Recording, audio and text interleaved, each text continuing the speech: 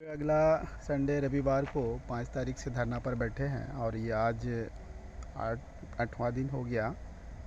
और ये मांग था हमारा, जो यहाँ के ज़मींदाता है उनको काम पे रखना है। साथ ही विरोध इसका था कि कंपनी बिहार स्पंज को हम लोग ज़मीन दिए थे और अभी वो बनराज को यहाँ पर अधिकृत किया कंपनी संचालन के लिए। और बनराज जो है वो बाहरी लोगों को नौकरी पर इन्वॉल्व कर रही थी। इस संदर्भ में हम लोग का विरोध था।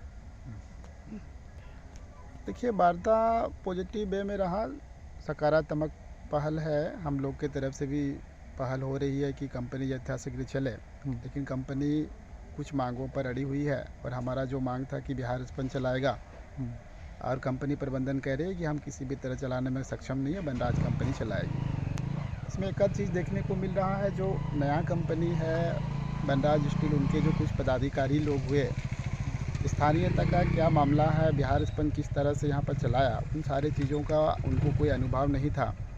और वो अपने जो एक कानूनी प्रक्रिया होता है उस तहत चलाने का प्रयास किया। जबकि बिहार स्पंज था कि वो लोगों को पहले साथ में लेकर के चलता था, एक सामंजस्य बना के चलता था। इससे चलते कभी मुकदमा या केस वगैरह नहीं हुआ। विगत दिनों यहाँ 2 तारीख की घटना है। हम लोग मांग की जो हम लोगों ने बिहार स्पंज को पहले लीज के तहत ज़मीन दिया है, उस पर तो हम लोग का कोई आपत्ति नहीं था। लेकिन ये जो नया कंपनी आ रही है, ये बलपूर्वक हमारा जो रैयती ज़मीन सब है, इस पर भी उन्होंने अपना जेसीबी लगा के रास्ता निर्माण करने का प्रयास किया। वो एक घटना घट रही थी, उनकी जो रेलवे साइन पर ज़मीन है, वो ज़मीन पूर्ण रूप से सरकार के तहत अधिकृत नहीं है, लीज की बाहर की ज़मीन है।